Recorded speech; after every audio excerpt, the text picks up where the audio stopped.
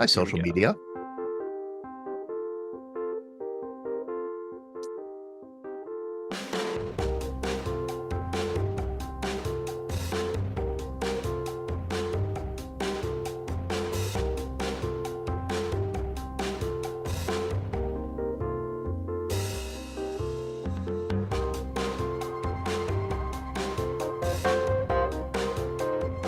Hey, good evening, everybody. Welcome to our VBC Happy Hour for this Monday, February 5th. I am Todd DiPastino. I am the Executive Director of the Veterans Breakfast Club. We are a nonprofit here in Pittsburgh that hold conversations with veterans and with the public about the military experience, past and present. We've been doing it since 2008, and we've been doing it online in this Zoom format since 2020. And with me, I have Sean Hall, our Director of Programming. Hello, Sean. Evening, everyone.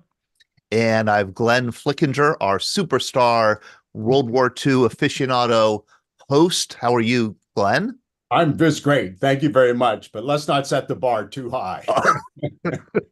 Glenn has just eclipsed us. We've been doing a little bit of number crunching, seeing the number of people who join our programs, who watch on YouTube. And it just seems like everything Glenn does better than anything Sean and I do. So we've got to either figure out how to bring him down a peg or figure out how to bring us up to Glenn's level. So, but tonight's program, we talk a lot about, I think we don't throw the word hero around much with the Veterans Breakfast Club. We don't use that word much. It can be an overused word. I don't personally think it's overused in my vocabulary. I believe that just about everybody who shares a story with us is heroic. And certainly we hear from a lot of heroes here on this program. Tonight, we really do have a great American, a living legend, and a hero to share his story with us. That'll be Charles Person. He was a Marine, served in Vietnam, 1965, 1966, went on to have a 20-year career in the Marine Corps. But before that, he was an activist in the civil rights movement in the 1950s and 1960s. First in lunch counter sit-ins, which you might remember, in 1960, 1961.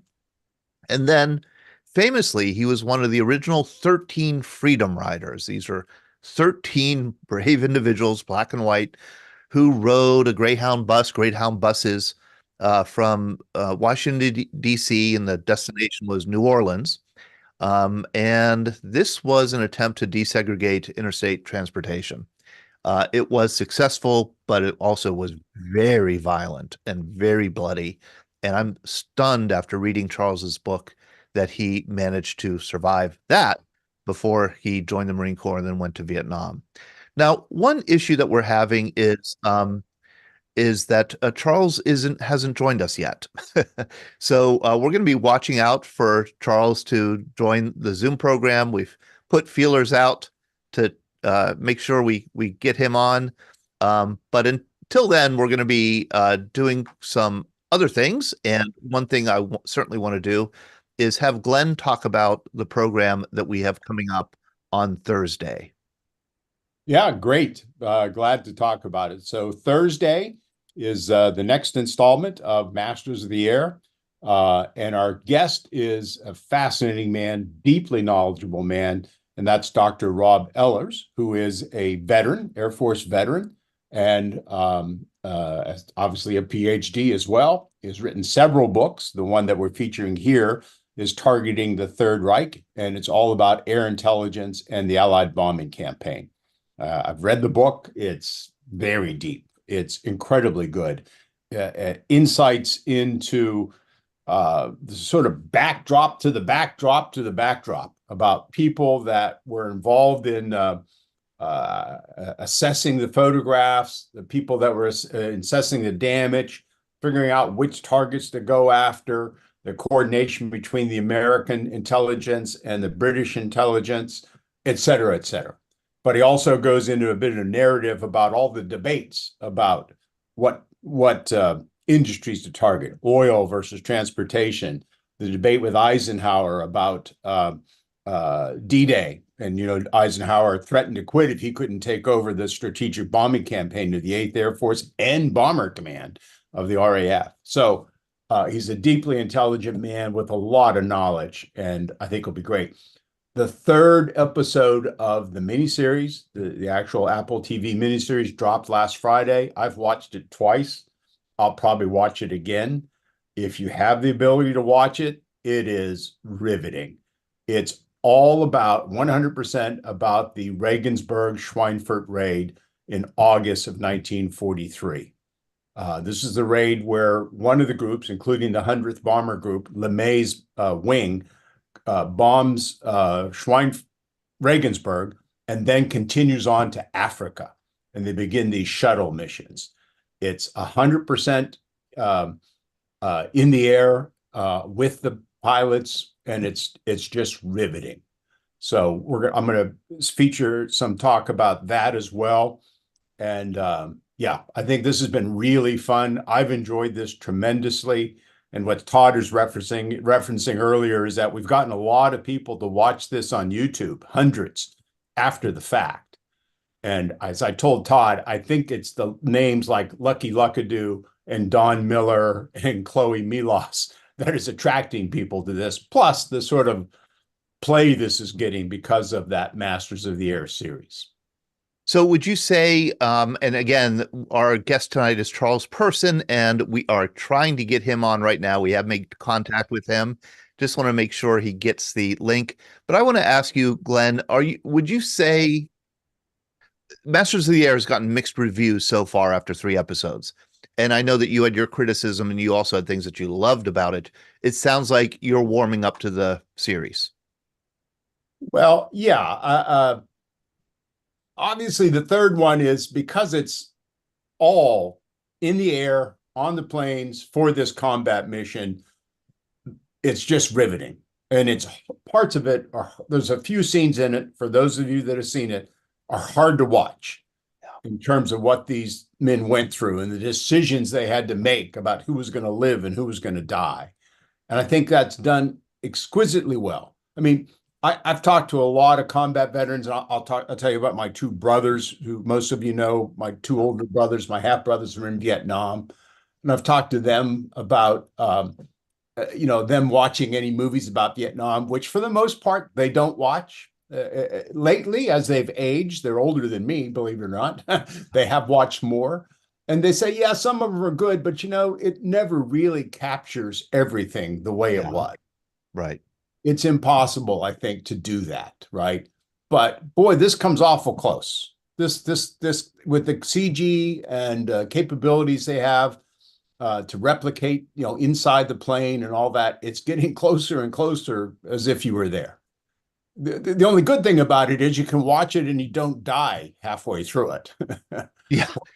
Or get shot in the shoulder or whatever. I've seen 30 minutes of it by now.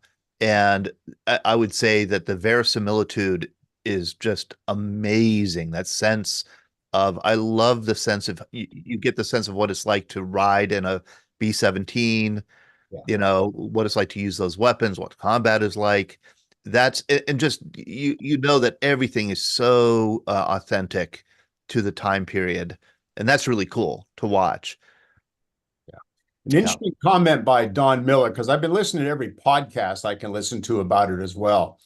And Don Miller said something like, yeah, it's all excellent. It's just like you were there to the extent that can be done. But the one sense that you cannot replicate is smell.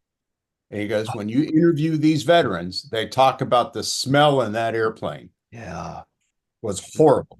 Mixture of the oil and the gas and the sulfur and human excrement and all of that. Yeah. And Don went on for 3 or 4 minutes about that in the podcast I was listening to. And it's like, well, I guess I don't know if I'll live long enough, but someday I suppose we'll be able to watch these things, and they'll also have smell involved somehow. Smell-o-vision. Good old smell-o-vision. Yes. And why don't we, while we're waiting for Charles Person, and he is going to be joining us here. We do now know that he will be joining us. He's trying to join us. He just needed the link. So we got the link to him. Let's open it up for, if you don't mind, for just a few minutes of conversation about Masters of the Air, because I'm curious about people who have seen it, what they think. If that, I know there's one person in the audience who doesn't like it at all. I will not name him, but I'm looking at him right now.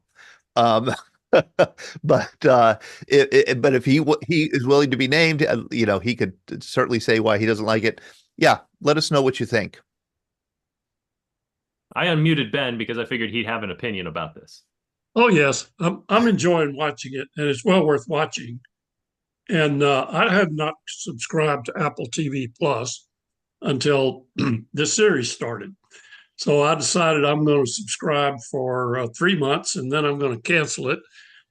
In Pennsylvania, with the tax level there, it's cost me $10.40 a month, and I figure it's worth a little over $30 to watch it. And I have a real interest in it. I had an older half brother that survived the missions flying B-17s in World War II, and then came home and was killed in a night takeoff on a routine flight. Mm. And then my wife's father, who came out of fighter command with the RAF and was very instrumental in implementing the use of radar by England. In fact, he saw the first blip of the Battle of Britain come across the English Channel, and they hadn't discussed whether if he was supposed to tell them in the open or how they were supposed to communicate such things. And so it was kind of an interesting thing. So, and I've been to East Anglia, and I've gone to the radar museum there and seen some other things. And I'm looking forward to going in September with Glenn. And the places I've been are well worth seeing again. Well, very good. Thank you. Thank you, Ben. Thank you for sharing that appreciation of the program. I'm happy to say that our guest of honor, Charles Person, is with us now. Hello, Charles. How are you? Good evening. I'm Good fine. evening. You missed my effusive introduction of you, in which I described you as a great American, a living legend, and a hero. And we don't use that word hero often. On the Veterans Breakfast Club. It's not a word that we throw around lightly. But boy, reading your wonderful book and learning a little bit more about your personal story, I could certainly say that we owe you a debt of gratitude as a nation, as a people. And you talk about debt a lot. What freedom costs. You remind us that it costs something, and that you paid that price in at least two different ways in your life. So I want to get right into your story, if you don't mind. And again, this is Charles Person. He was served in the Marine Corps, served in Vietnam in 1965, 1966, and was a career Marine. But before that, was involved in the civil rights movement, including lunch counter sit-ins that we could talk about, and then the famous or infamous Freedom Rides of 1961, one of the original 13 Freedom Riders. Let me ask you, and this is your wonderful book, Buses Are A-Comin', Memoir of a Freedom Rider, beautifully written, and a really important part of our history. Can I ask you, Charles, you grew up in Atlanta in the 1950s. How did you get involved with the lunch counter sit-ins? Well, after I was denied admission to Georgia Tech, even though I had been accepted by MIT, I was a little disgruntled, and I decided to enter Morehouse College. When I got on campus, the sit-ins had just started, so the excitement was there, but they wouldn't allow freshmen to participate. So I had to wait a while. And after the campaign really picked up steam, they allowed freshmen to join. And I was there every day. And the good thing about that is that my classmates, they got us our assignments and got them to us. And while you're sitting at a lunch counter where people are not going to serve you, you can develop some pretty good study habits. So I was able to do my homework and classwork while I was sitting in. And was that diner Saleberry diner? Mayberry, Mayberry, and that building was where you had to register for the draft. Same building. So could you explain to people, especially younger people, what you were trying to achieve with the lunch counter sit-ins? Well, it was a bigger problem that if there's a manifesto that was written by a wonderful young lady, Ruby Rosalind Pope, and it outlined, not only the lunch counter situation, but also employment. Because, for example, in downtown Atlanta, there were no black salespersons. You could only be a maid or a janitor if you worked in the downtown area. Uh, the funny thing is that they charged us all the same price, but we were treated different. So which really didn't make any sense. That if you pay the same price as another person, that she should be least treated, accordingly. I think many of us have seen images of some of these lunch counter sit-ins of and I could show images of it, of the protesters being doused with ketchup and maybe sugar and flour and stuff like that, maybe being hit on the side of the head. Did any of that happen to you? Yeah, that was Mr. Sprayberry. What he did is he had uh, a canister of insect spray, and he went there through the diner, squirting everybody with this spray. Uh, but other than that, the Freedom Riders is where I got most of uh, my troubles. I did Yeah. go to jail in Atlanta though, and I spent 16 days in jail. And of the 16 days, I spent 10 days in solitary confinement for singing too loud. For singing too loud. Solitary confinement sounds chilling to me, and excruciating, and I think that's what it's designed to be. What do you mean you were sent to solitary for singing too loud? How did that happen? Well, one of the ways we communicated was through freedom songs. If we knew how many people were arrested that day, to let the other members know, what the count was. And we had to do it that way because you would think that the jail would put all the students in one area, but they mixed us in with all the real guys. So it was, but eventually they became our allies because we got these guys, they started singing freedom songs too. And so it was kind of, and they couldn't understand why would anybody voluntarily come to jail. Yeah. They because they had committed a crime, and they looked at us like, "Oh, you guys." But like I say, eventually they took got in uh, with us, and they would sing songs, and they were really disappointed when we had to leave the jail because they knew that things would return to the way they were before we got there. Return to normal. Here is a picture, the kind of photo that I remember seeing when I was in school and learning about the civil rights movement. This is not Atlanta. I think this is Jackson, Mississippi, Woolworth's lunch counter, but similar kind of thing. It was happening throughout the South, and you were part of this youth movement, and it really was a young people. I think you were 17 during these sit-ins. What did your parents have to say about your getting arrested and solitary confinement and the protests? Well, the men in the family, they were understanding. My mother, like mothers everywhere, she was concerned. Mothers want to know where you're eating. You're not eating pizza every night, where you're staying, and all those kinds of things. So those are the kind of worries moms had. But dad, he was a veteran. He was a veteran of the Second World War, and he used to tell me stories of things that he encountered. And he was a patriotic American. I guess that's where it rubbed off because all of my brothers, we all served honorably, and I I made a career out of it because uh, I needed to. What do you mean you needed to? Well, yeah, I wasn't sure about a lot of things.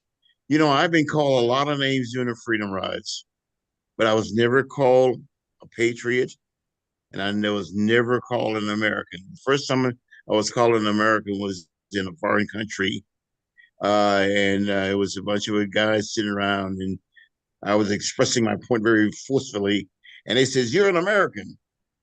Well, that's me. That's us. That's the way we are. So you were But never called an American until you were in Vietnam. I'm past Vietnam. I had left there. It was in another country. Wow. You applied to be one of the Freedom Riders at age 18, I think. This was not an easy mission. It was you were to ride a bus and violate the customs of the Deep South, the segregation on the buses and then in the waiting rooms in the Greyhound bus stations and other bus stations in the South. You had to demonstrate, I guess, to CORE that the Congress of Racial Equality, which is an old organization that sponsored the Freedom Rides in 1961. You had to demonstrate that you could handle it, right? Yeah, yes, it was. We had 3 days of advanced training in advanced nonviolence, and we were naive because we thought the worst thing that could happen to us is someone might yank you off a stool, pour condiments on you, or spit on you, and I guess the worst was to put a cigarette out on you. And we went through those several scenarios where we would act out those things, and and also the name calling. Well, the name calling was horrendous, but the idea was to prepare us, make sure that on all circumstances that you would not fight back. And believe it or not, for the entire period that we were involved in this freedom rides, no one violated that principle of nonviolence. So nonviolence meant that even when you were attacked physically, you could not fight back. And you didn't protect yourself either. You didn't try to block punches or anything.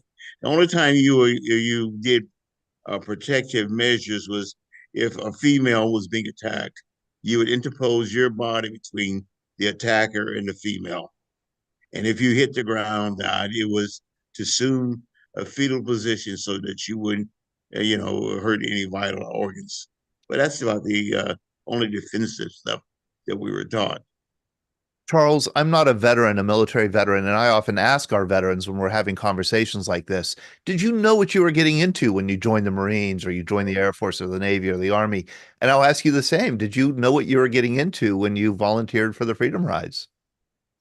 No, not really, because no one knew what a freedom ride was. They never, there had been a joint reconciliation back in 1947, but there was nothing of like that had ever been done, and that was probably a good thing because people were not prepared for it.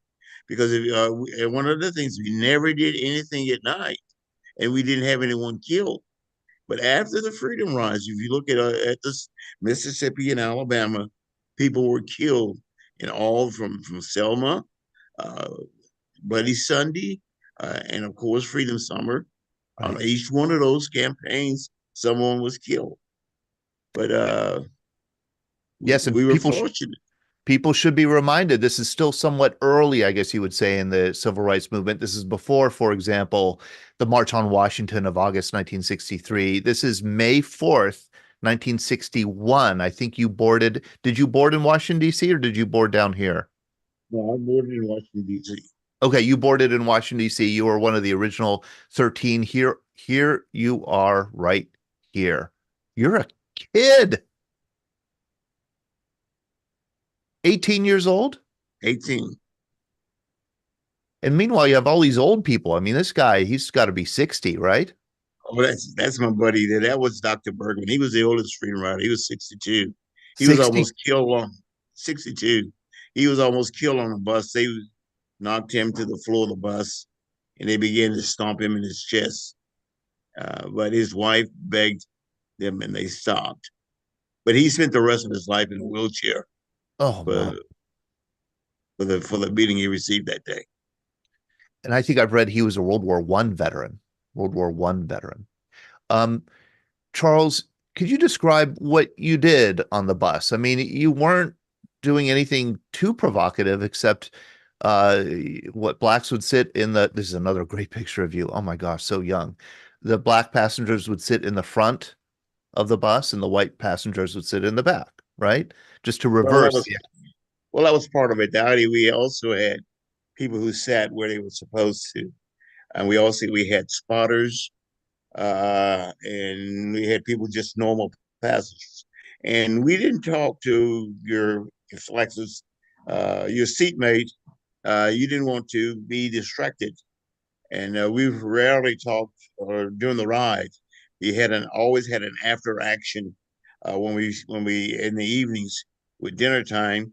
Then we would go over what went well and what went right, and they would give us an allowance because Mr. Former says that the worst thing that could happen to us is to go into a lunch counter and they served you and you didn't have money to pay for the food. And he says, if you are also, he encouraged us. He says, if you get served, tip generously. And I've been a tipper all my life. So Yeah. this is one of the carryovers from that period. So it sounds like, a kind of a military operation in the sense that you were trained, you had to be extremely disciplined. It was very serious business. This wasn't a road trip, and there was no joking around, or not much of it, at least you were on when you were riding in the bus, certainly when you got to Georgia, Alabama. Um, that it was, I mean, it would have prepared you well for the Marine Corps, I would think, in some ways. It did. It did prepare me. Um, the training and all that, but also we had a dress code. I mean, boys wore a shirt and tie, sometimes a jacket, and the girls wore the Sunday best. And the idea was that we had to develop allies because we were, you know, going against the norm. So we had to uh, let people realize that we were just some hoodlums, you know, uh, trying to cop a meal or something. Right. That this was serious business. That this was serious business, and that you were worthy. I mean, it's shameful that it has to be put this way, but you were worthy of citizenship, of Yeah. full citizenship, that nobody could doubt that. That your character was impeccable. And I imagine every one of those freedom riders had to have impeccable character, because if you had I don't know, a scandal in your background, or you had done time for petty theft or something like that, that would have disqualified you because it would have shown a bad light on the movement. Right. He wanted to make sure that everyone was squeaky clean. And it took me a long time to realize that because there were other men from Atlanta and women from Atlanta who applied, but they were not chosen. And I couldn't figure out, well, why me? Yeah. And it is because, I hadn't lived long enough to get into trouble at that time. You were only 18. Yeah, you hadn't lived long enough to get in trouble. That's a funny way of putting it. So the buses, I think there were two buses, made their way here in the South. And I think you encountered, the deeper you got into the South, it sounds like the more resistance you encountered with the local white populations. Yes. But the real disaster occurred shortly after you crossed from the Georgia line into Alabama. And I think Ben Wright has put here in the chat, did you ever meet, or I'm sorry, Don Nemchek put in the chat, did you ever meet Dr. King? And I think you did. Didn't he come out to meet you guys? Yeah, we were when we got to Atlanta, we had dinner with Dr. King and his staff, and we had hoped that he might join us. But he did not want to join us, and he says he had a dire warning. He says, "I understand that terrible things await you in Alabama." He says, "In fact, you're not you won't make it out of Alabama." And boy, he was right. He told you that. Yeah. Did that scare you? No, well, we respected him, but we had a job to do. You know, uh, he had been to jail and things, but we were prepared. We thought we were prepared. Like I say, the dousing you with tournaments and stuff like that. Yeah. If you stayed within that realm, I think anyone could have. But to think that these guys would set a bus on fire and threaten to burn a hospital down, we couldn't have anticipated anything in that magnitude. You cross the Georgia border into Alabama, come to Anniston, Alabama. And I'm looking at the chat here. Our friend Mary Klepper. Hello, Mary. She's a tour guide, and she does give civil rights tours in Montgomery, Alabama. She said, I'm interested to learn more about the bus bombing. Could you describe what happened when you entered Alabama, the two buses? Well, I was on a Trailway bus, and the Greyhound, it was a couple hours ahead of us. And when they got to Anniston, men lay down in front of the bus, and other men punctured the tires.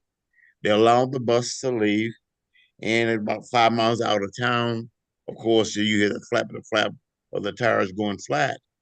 The bus driver, he gets off to check the tires, but he locks the door.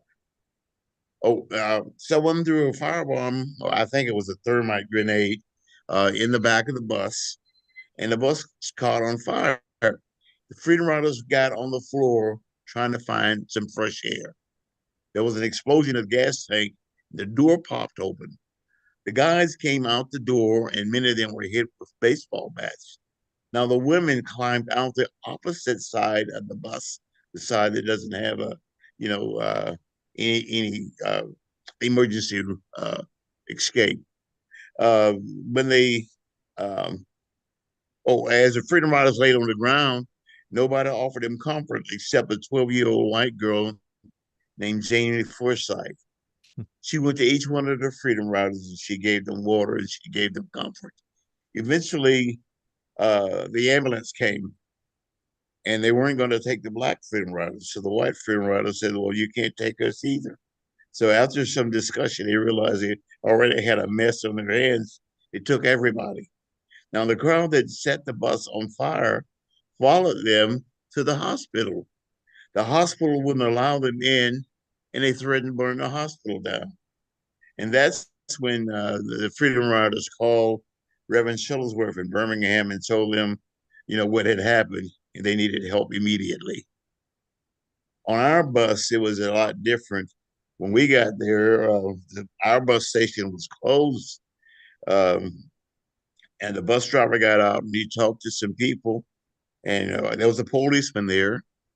He returned to the bus and says he's not going to move the bus until the black students get in the back. Well, we moved.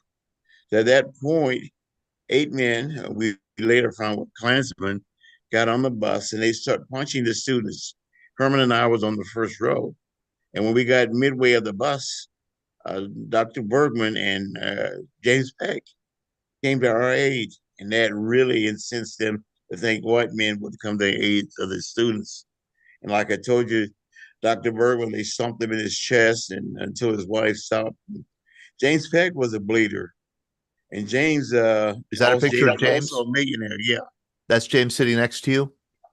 he was a millionaire, and he didn't really have to beat it. But when he hit his blood, like I said, he was a bleeder, and when he hit the floor, the floor was covered with his blood, and you had a situation where we were stumbling over Dr. Bergman, and we were sliding and slipping and sliding on James's blood until they got us near the back of the bus. Then they physically threw us. Someone said they stacked us like pancakes. And they sat there and they taunted us all the way into Birmingham, All the way to Birmingham. which was a 2-hour trip because we took an alternate route because our bus driver had been warned that a mob awaited us. And had our bus been attacked, I don't think we would have had the strength to get off a burning bus.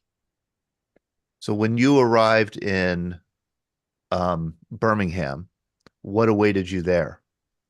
Well, James Peck and I, we were the designated testers. And he was bloody, but he wanted to go. So we went in, and when we got in there, the whole wall of men came towards us. And James went down almost immediately. And I guess I, being younger or whatever, I was able to maintain my balance until the photographer, snapped a picture. And when that happened, it startled them, and they just let me go. I walked away. They attacked the photographer. They destroyed his camera, and they beat him up. But I just walked away from this mess here, and I got to the road, and as luck would have it, a city bus came by, and I got on it, and then the bus driver saw the blood and stuff. I said, "Take me somewhere," and he took me about 2 blocks down, and and they told me to go across the tracks, and there'd be someone there to help me.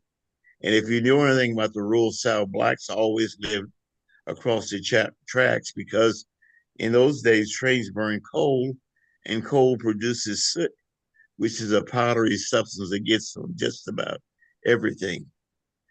And I found a phone booth, and I was able to call Reverend Shuttlesworth and told him that I was alone and you know what had happened, and they came to get me. Okay, so my understanding is there was a photographer who took this picture and other pictures. You are here being beaten, and you could see one man here with looks like a pipe. Yeah, that's what did most of the damage to me was that pipe. I had a gash in my head, and there were 3 black doctors in Birmingham, and all 3 refused to treat me. So a nurse put a special bandage on my head, and it worked for a while, but it drained to the base of my skull, and I developed a knot a huge knot at the base of my skull, and it was there until we had it removed in 1996. And the reason I didn't have it removed earlier, I thought that maybe there might be a knife blade or something metallic embedded in my skull. So you had the advent of the MRI. You know, the MRI, we had it scanned, and then we knew what we were dealing with. You had that knot at the base of your skull for 35 years. Yes. And you didn't know what was in it. You thought maybe something broke off in the pipe or something, and that it was in your. Oh my. Boy, oh boy. I could show you a picture. I don't know if we would show. If you give me a minute, we can try it. Okay, I will. Let's Sean, we give Charles the permission to share? Yep, okay. Just made him co-host. Okay.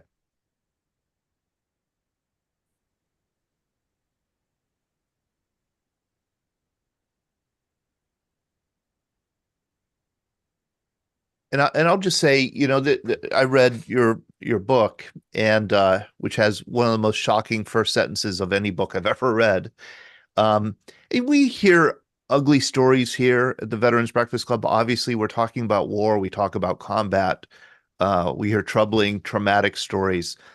There's an extra little trauma to your story, Charles, because these are American citizens beating American citizens. And I think that's the special. That's what makes this a especially difficult story to hear, but an important one. Oh, Charles is out of the room. I didn't realize he wasn't listening to me. Okay, well, that was good for everybody else. Mary has a chat here.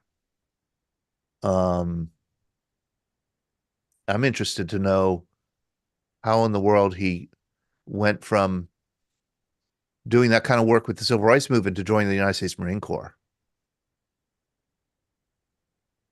Absolutely. Boy, oh boy. Hello, Ed Cottrell. Good to see you.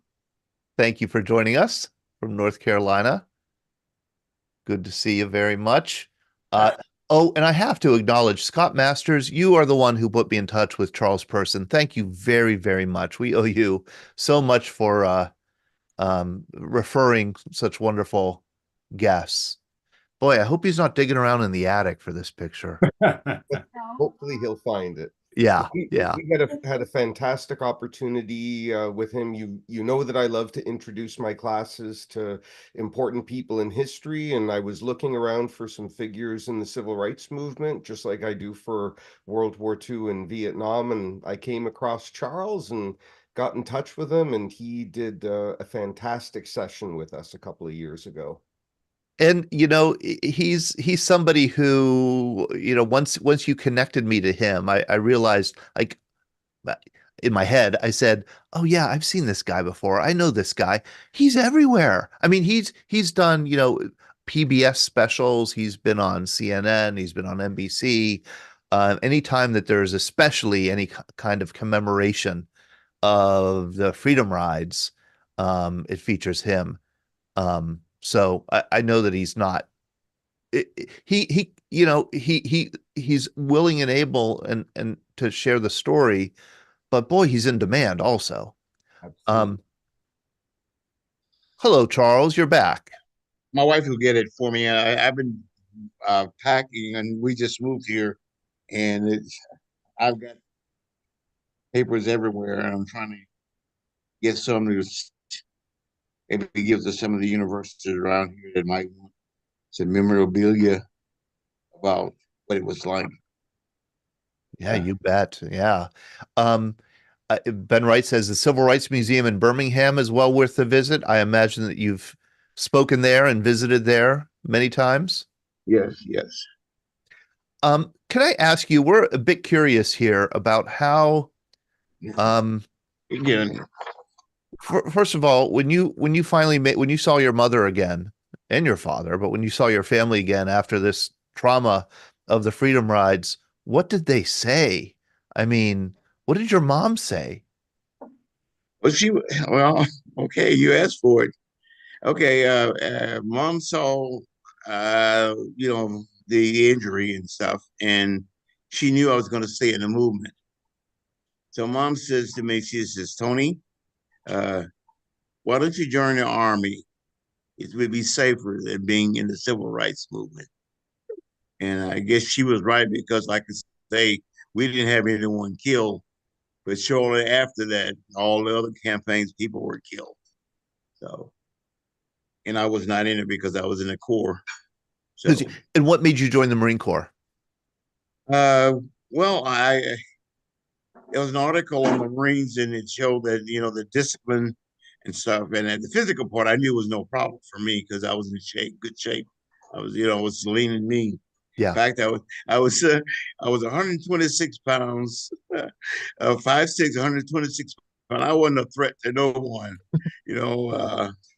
But I don't know if you can see this or not. We can. Yeah. Could you hold it up a little bit? Oh my gosh. Okay. Yep. We see it. So So that's when so you decided you wanted the challenge of the Marine Corps discipline, the Marine Corps, that that unmatched, I guess, kind of community there, from one community to another. Um, did they know about your activism? Did they know about the Freedom Rides? I mean, did they know your story, or no, you're a Marine? well, the recruiter knew, but I guess he was up against a quota because uh, I think he had to go. Okay, my case was on the dead docket. I don't know if you know what the dead docket is. I do not. Okay, in other words, it wasn't gonna. They didn't want to bring it to trial because they was gonna lose because it was trespassing. So they put it on the dead docket, which kept me locked in Georgia and Atlanta. So he went down and told the judge, "Well, this one I'll get out of your hair." So the judge allowed them to let me in the Corps because it didn't, I wouldn't be there to demonstrate anymore. So Did you like the Marine Corps? I love it. What'd you love about it? The comradeship. I met some wonderful people. I mean, from all over the country, uh, and we got to respect each other, no matter where part of the country we were from. Because in Vietnam, there were guys who had their rebel flags and all that stuff. But then when it came down to action and stuff like that, they knew that they could depend on me, and no matter how crazy I may seem to others, they know that I would keep them alive. So that was the important thing. So you had been you joined the Marine Corps in 62, was it? 61. See, right after right yeah, after right after right after the Freedom Rides. Jeez. Frying pan into the fire. um you were one of the first Marines in Vietnam. second group. We were the second group of Marines to land. Were you the Landed third? at Chu Lai. Were you third Expeditionary Brigade? I know we were the first. You were okay. Because Yeah, the third was the Ninth Marines and the Third Marines. No, I was with the RLT 4, okay, Regimental Landing Team 4.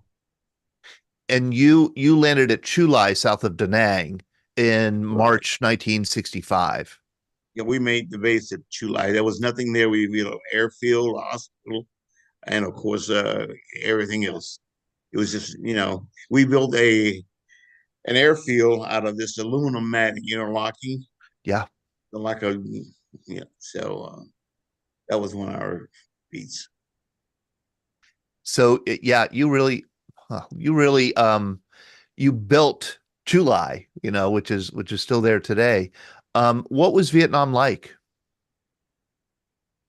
Like it's, I was running a little crazy because I took a route most difficult. Like, so when we got time to spend, the few times we got a chance to spend in the villages, I would always find some young kid and I would buy stuff for them, and rather than fool around and doing other things, I didn't want to get drunk. I didn't want to do drugs because I didn't want to die and have have those stuff in my system.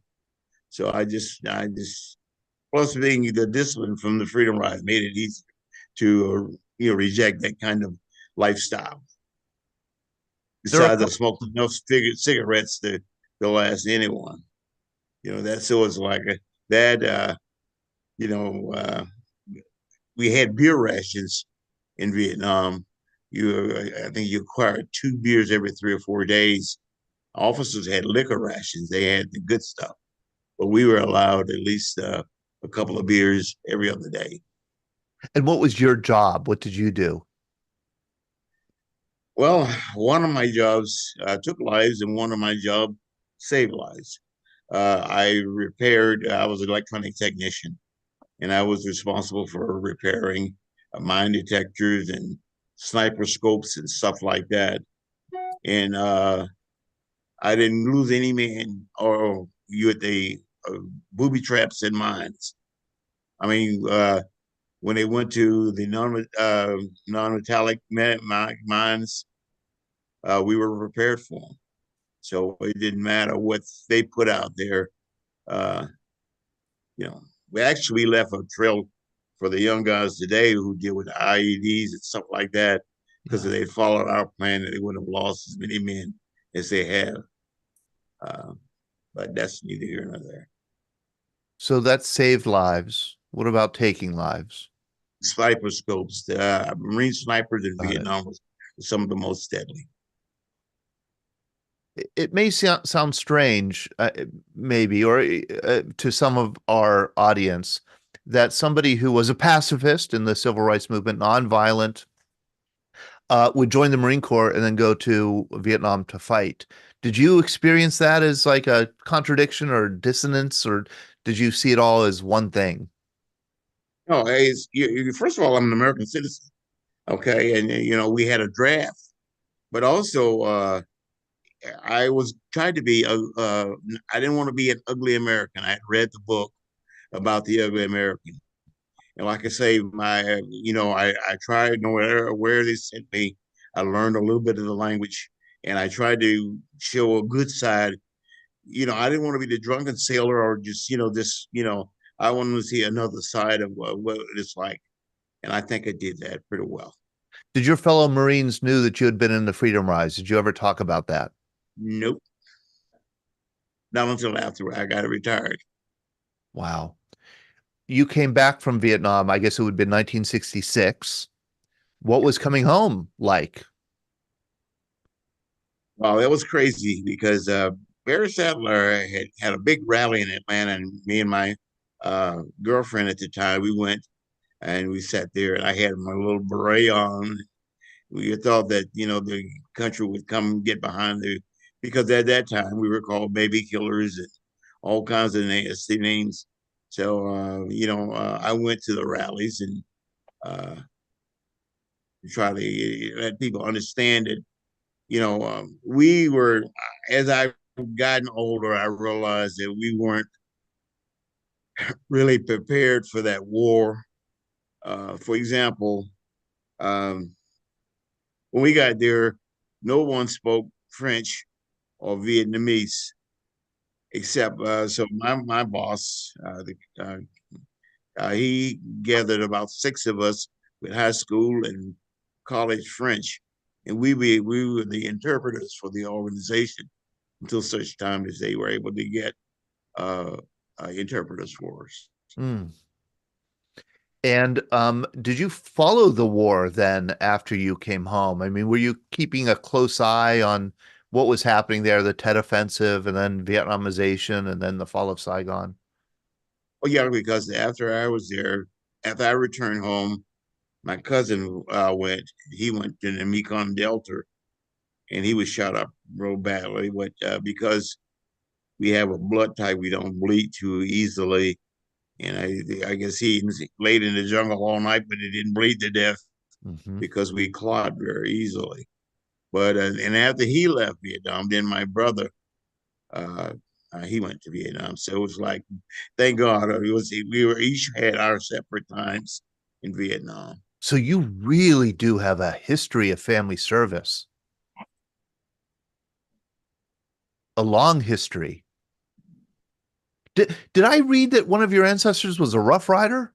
Yeah, he ran away to be a Rough Rider. He was killed, and his body is there in Cuba, where In I Cuba. served. Yeah, but the thing is, you know what? There's a huge turtle sanctuary, sea turtles, and it was hard to get over there to see the graves.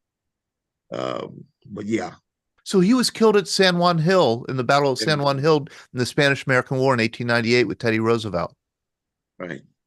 Oh my. Wow. Yeah, that is a legacy of military service. I thought I would open up the Zoom room here to questions. I know people Sure. probably have a number of questions. I know Mary Klepper certainly does. So Mary, if you feel like you want to ask a question or make a comment, please do. Um, you could raise your hand. You could raise your hand in front of the camera if you'd like. Oh, and we've got Al Smith. Okay, here, Al. Let me have you unmute. There we go. Hello, Al. How are you?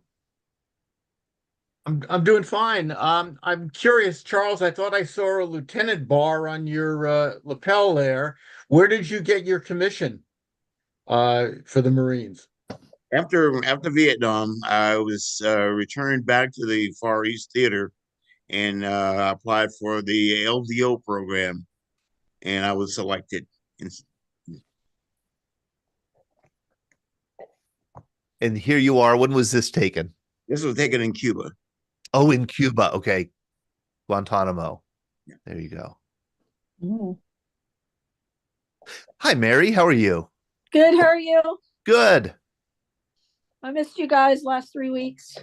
Yes, you have been out. You have traveled half the world in the past several months. Yeah. Mr. Pearson, I was wondering a couple of things actually. Were with your history, your family's legacy of service, were any of your ancestors in Buffalo Soldiers? No, no, No. no.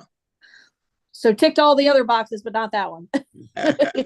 In the photo that Todd and you shared where you were being beaten, do you know what might have happened to any of the men in that photo? Like, did they come forward later with a apology that they changed their mind, later in life, if obviously not probably that day or anything like that, but did you ever meet any of them, anything like that? Here's what did happen. John Lewis was apologized. The man who beat John Lewis in Rock Hill, they did apologize to him after he became a congressperson. What happened to us during the 62nd anniversary of the Freedom Rides? A lady came up, I was signing books, and she says to me, "That's my daddy in that photo of me being beaten." And because her mother was still alive, we didn't go public with it. She pointed out that in that photo is her dad.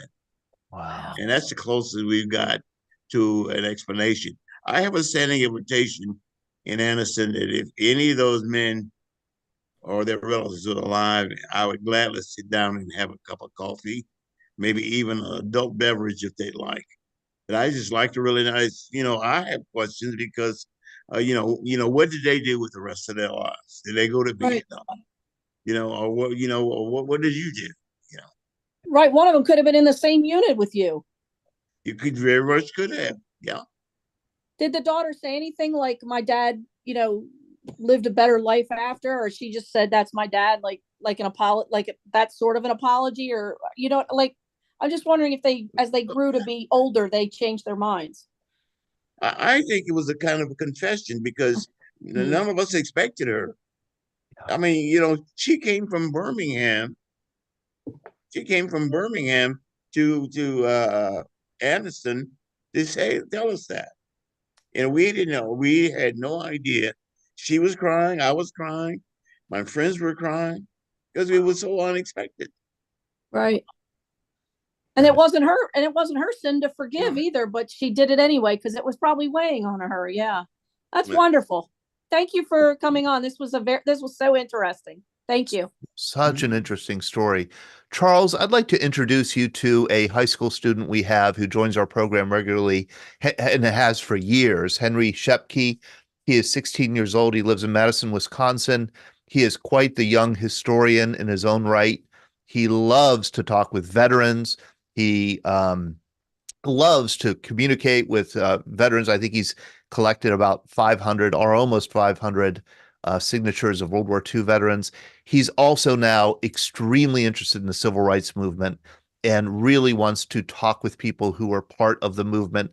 Henry, thank you for joining us. This is a school night. Thank you for joining us here, Henry. I want to introduce you to Charles. I imagine you have a couple questions for him. Yeah, I was actually wondering if it would be possible to contact you, maybe by email or phone or through the mail as well. Sure, no problem.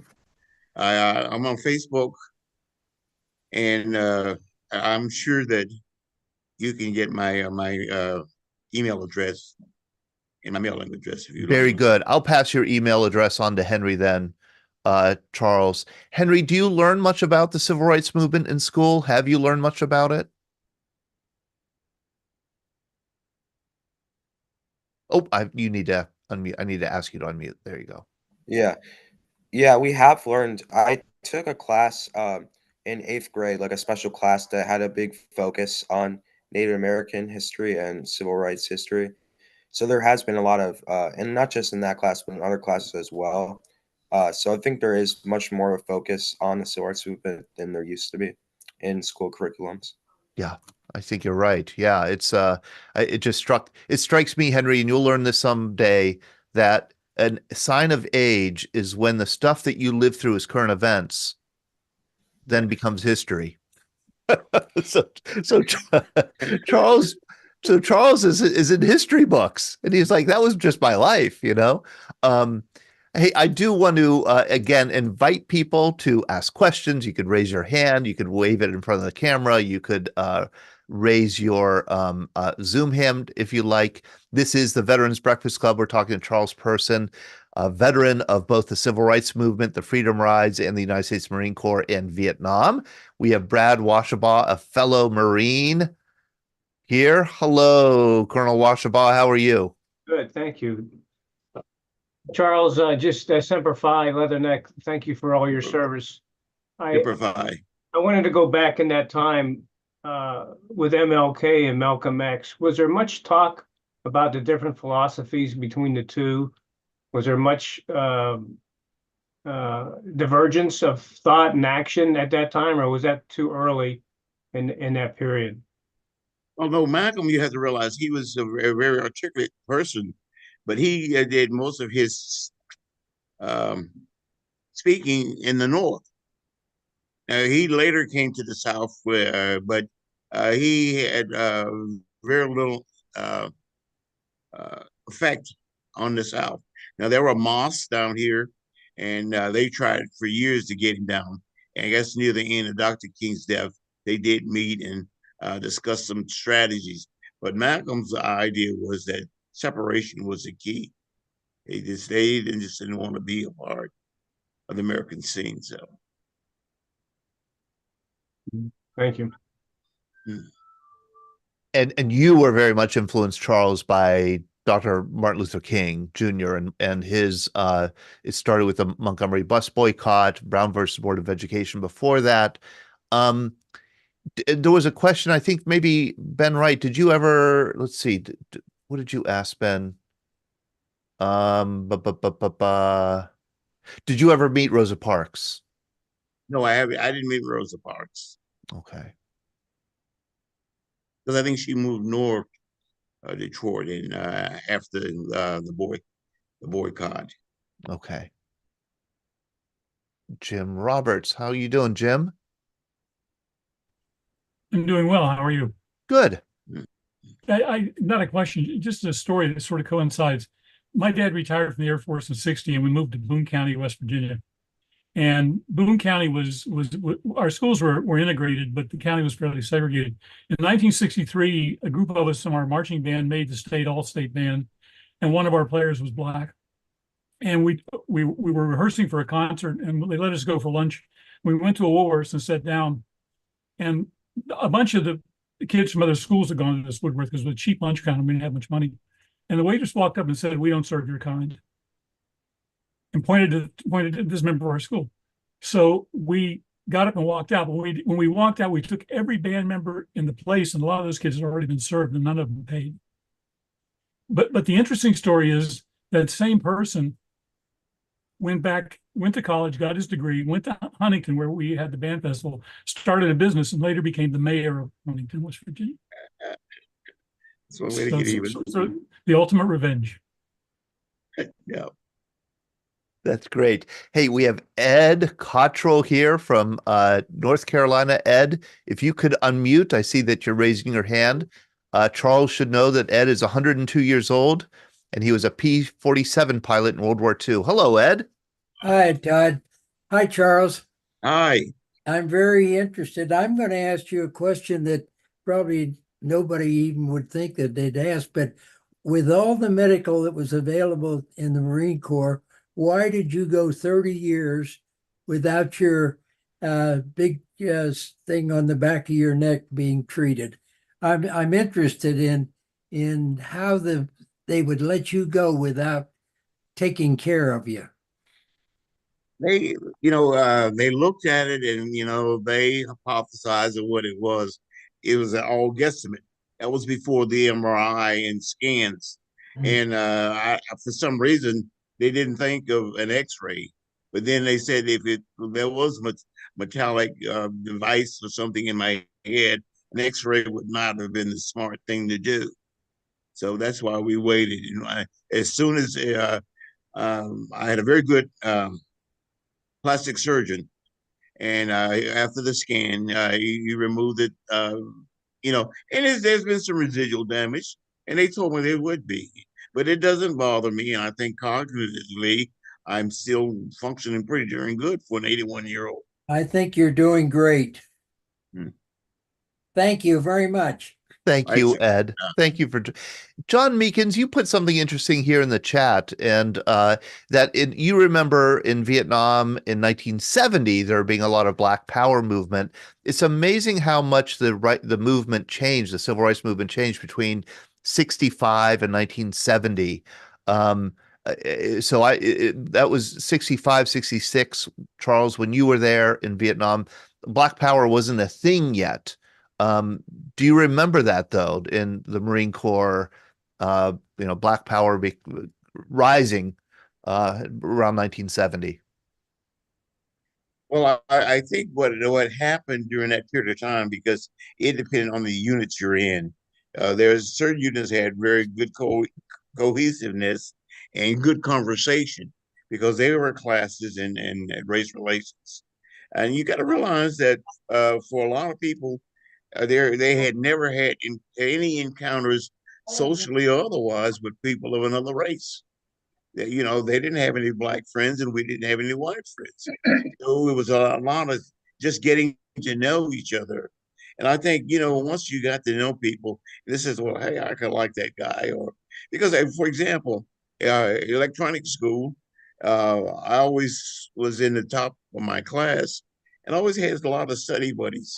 And in most classes, I was the only Black in any electronic class, in my beginning and even advanced electronics. There's only two of us in advanced electronics.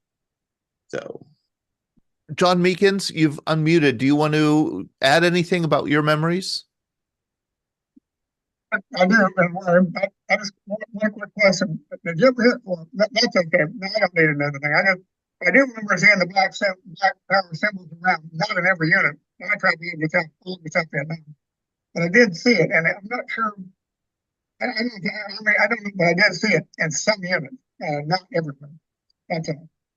And this would have been 1970. Yeah, you're a little garbled. Your audio is a little garbled, but I think I get the message that you did see it. It wasn't every unit. And we have Carol and William Wagner also have something in the chat. Oh, there you are. Here you go. Hi. I had the fun experience of being on the UW-Madison campus from 68 to 1970 during all the anti-war protests while my husband was serving in Vietnam. Anyways, one day I went to my English classroom and the teacher asked if we wanted this Black Panther to speak to us and explain their cause and etc. And so most of the students were liberal, they wanted to hear. And so we sat through it, but I was very frightened. I was very frightened when I left there. What did you think of Black Panther movement? That's good. It's a well, good. they had a lot of good programs. I admire their breakfast program, and some other ideas were self-help. I didn't like the weapons because being nonviolent. That's you can't brandish your weapon and says I believe in the six principles of nonviolence. So because the move, I don't know if you know the move episode in Philadelphia, it seems like every group that armed itself was wiped out. So it proves you that nonviolence works. At least you can develop allies because it's I don't know. I don't see the need for violence when it's solving problems because our problems you can talk about them without animosity, without I do it all the time. I don't hate anyone. It's I just would like to work together to make things better and make our country better. We realize that we take, for example, when there's a hurricane or a tornado, what do Americans do? We roll up our sleeves and we get the job done. But we can't do that on every day. Well, why can't we do that every day? I'm really impressed with FEMA. I have spoke to FEMA for last Black History Month, and I was really impressed with the quality of men and women that go out and the training they get and the jobs we're asking them to do. It's just amazing. Their attitude, I mean, my God, they go into some places. I mean, even a Marine with a full complement don't want to go. But that's the way we are. Lou Selden, how are you, Lou? Good. Can you hear me okay? Yes. Okay. Doing well. I just, I'm living in these times right now. There's still so much hate, Charles, and I want to say I'd like to apologize for everybody that's not, I don't know what you call it, us not of color or as white people for what you had to go through. I lived overseas and moved to the United States in North Florida in 1960 from the Panama Canal Zone, where I was raised amongst, I thought, anybody was American. I don't remember too many blacks, to be honest, unless they were in the military. But we had our what we call local rates, which were the local people who were the generations from what they call the silver people that they were paid during the construction of the canal in silver, and Americans were paid in gold. And they were kind of the people from the islands. It could have been Irish, Italian, but most of them were, I don't remember any Irish, Italian, but they were mostly from the Caribbean islands and were black. And they were great people and we loved them. But it was kind of a segregation in a sense that I didn't even realize. And then I moved to North Florida in 1960 into a segregated high school, which it didn't even, I don't think really dawn on me that I was attending a segregated high school, other than we had a black high school and they had the best marching band. And I don't remember any, problems or what have you, but it was out there. I lived during the time of your rides and the marches and Martin Luther King's assassination and whatnot. Sad times. I went to Pensacola and joined the Navy in 1965 and went in a flight program with less than a college degree. We had a black member of our class, and I remember we want to go to town and invite him to go with us, and he wouldn't go with us. And I guess it didn't dawn on me, what was happening until even later years. Then we watch what's going on and what's happening today, and it just saddens me to know that there's so much hate, maybe more hate today than existed between the time of the end of the Civil War in 1965. And it's a shame. Go ahead, Charles. There's hope on the horizon, though.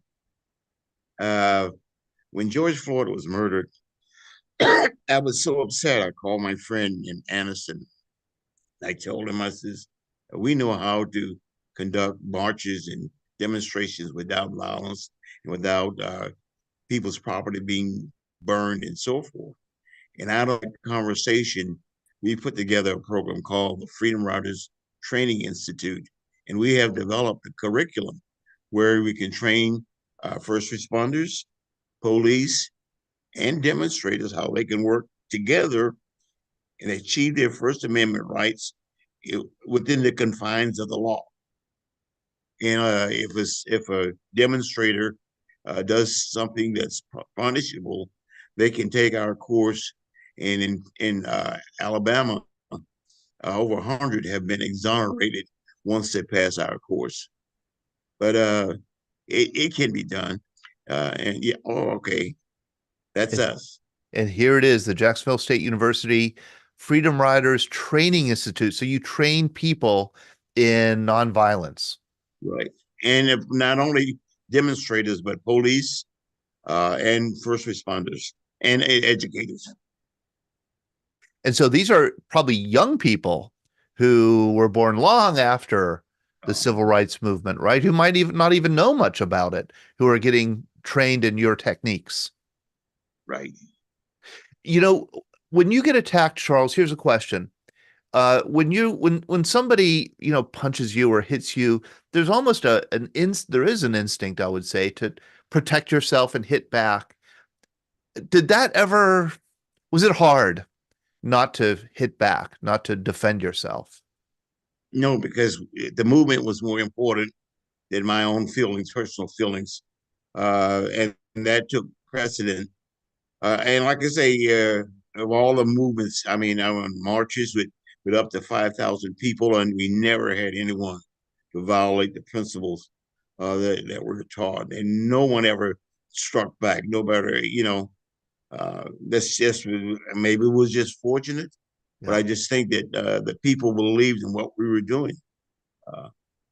And like the Freedom Rides, for example, it started off with 13, then the 20 from Nashville, and then people came from all over. They said, what are you going to do? I want to be a Freedom Rider, because they saw we're black and white, young and old. We could work together, respect each other. And that's the thing, if we had in our after action, if you had something to contribute to the conversation, you would listen to, it was evaluated, and it was incorporated. The idea was to, no matter what your age was or your gender, you could contribute to a success. And I think that's one of the reasons, because we were open to other ideas. Now that changed after Stokely got in. Stokely changed some things, and he brought a lot of contention, because he had a problem with whites and he had a problem with women. But that's, that was his problem. Yeah. Most of us, there's kind of a fragmentation of the movement, it seems, after 1968. Well, I could tell you what happened. Maybe not in the language I should, But Stokely, when I first met him, we was at the Abernathy's house, and he was just like any other freedom rider. Well, he went to Mississippi, and really they scared the hell out of him. And that's when he changed his attitude, his thrust, and his rhetoric. They scared the heck out of him. He was radicalized. He was scared. Yeah.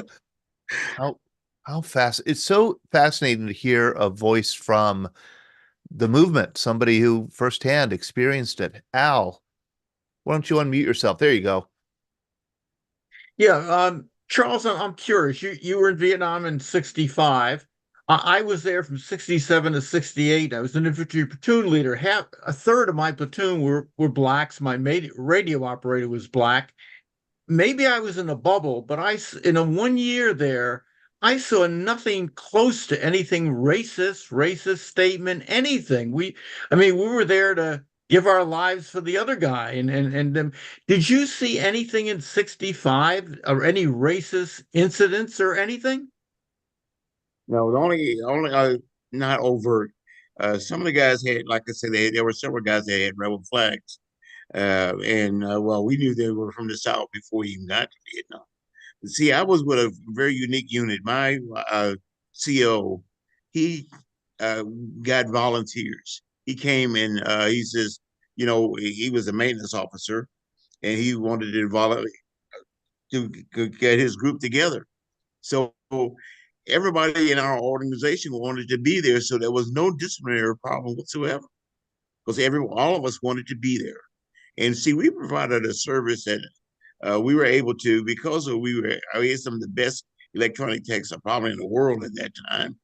We were able to use our asset to provide a newspaper for the CO using a UPI and API and other little things that other units weren't able to do. So we had a very talented group of men, was there. Charles, Martin Luther King gave a very famous speech at, I think it was Riverside Baptist Church in 1967, where he came out against the Vietnam War. I'm guessing you remember that. But I'm wondering, what did you think about the war? I mean, in those years and then in later years, do you think it was a mistake? Do you have an opinion on that? Well, my opinion is this. I think that what uh, President Kennedy and President Johnson did was monumental. And I think that it could have been mitigated a lot better than just an out and out a break. Because you have to realize that that particular time, the country was dealing with communism, and it was like, so we had just gotten Cuba, and Indochina, and all those things that were going on, and you have to, at the time, it was the old domino effect, as they used to say.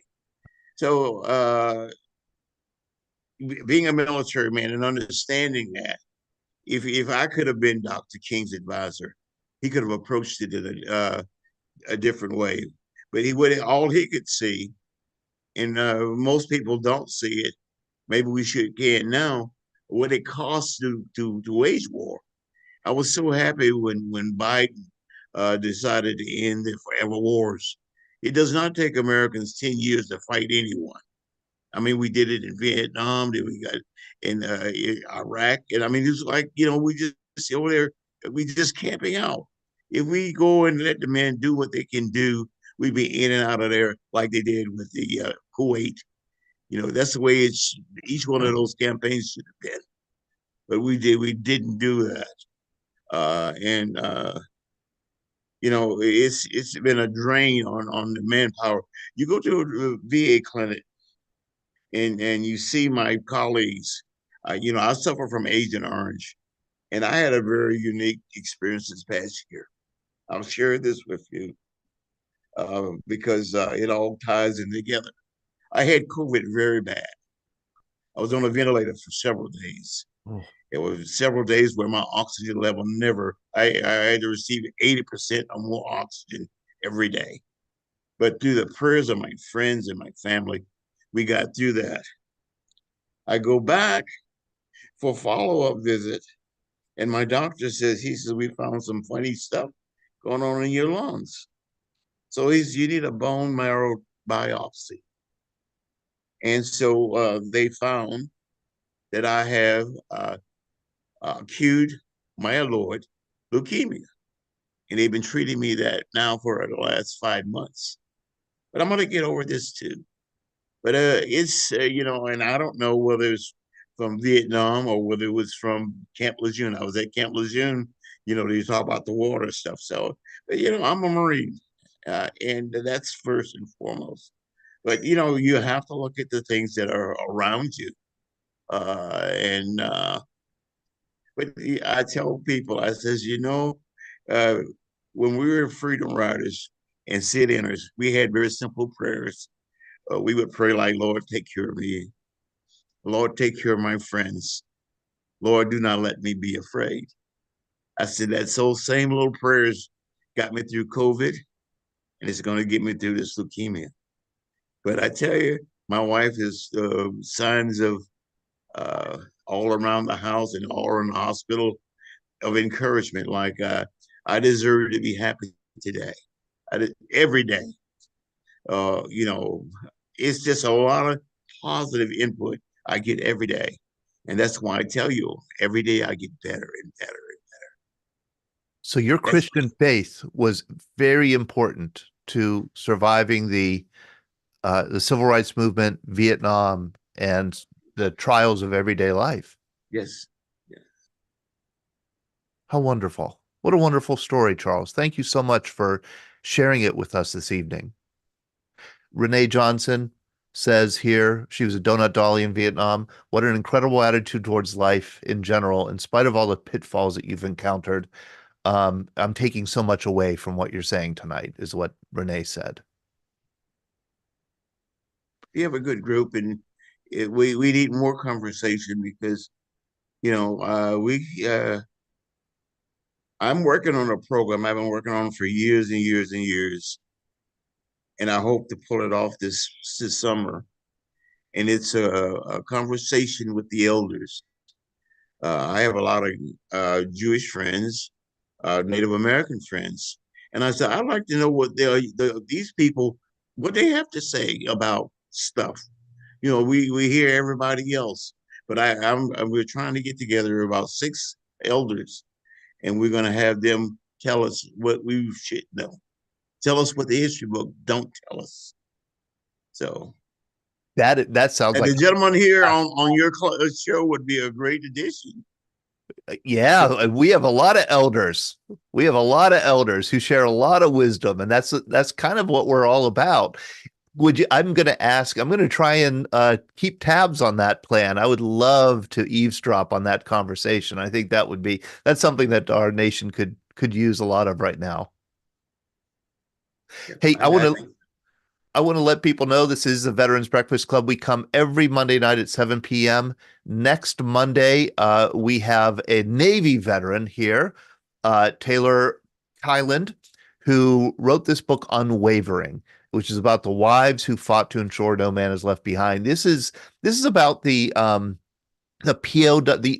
of the POW MIA movement during the Vietnam War, the POW MIA flag, the bracelets that you might remember, the movement to make sure that Americans and our government didn't forget those POWs who were left behind and the missing who were left behind in Vietnam. She's written a very powerful book about the movement and about the women, the spouses who really got together and launched the movement. We're going to have Taylor on next Monday night. She, again, is a Navy veteran and who wrote this book. I also want to let people know that our BBC magazine is coming out. We have this is our new issue. This is a mock-up of the cover. This is something that I put together to give our designer a sense of what I thought the magazine should look like. You can see that we're going to focus, much of the magazine is going to be focused on the year 1983, veterans who served then. It was a perilous year in the Cold War. We send this free of charge to now almost 9,000 households around the country. If you don't receive one, it's because we don't have your address. Would love to make sure that you get it in the mail. Just let us know. You could email us at Todd, T-O-D-D, at veteransbreakfastclub.org. That's Todd, T-O-D-D, at veteransbreakfastclub.org. And I also want to let people know that we have a survey that we take very seriously. We want to hear how we do in these programs, what we can do better, how we can improve, and also get suggestions for future program topics and guests. Sean can put the survey in the chat here. Please do take us, let us know how we're doing. All right. How long have you been printing the magazines? Well, we started with a newsletter and we turned it into a magazine in 2020. We expanded it, and what we do is we take these stories and put them in magazine form. So, for example, I might approach the publisher of your memoir and you, Charles, and see if you'd give us permission to publish an excerpt, because it's just such a powerful story. Do we have any other final questions here or comments for our guest? Looking around the room. Okay. Hey, Scott Masters, how are you, Scott?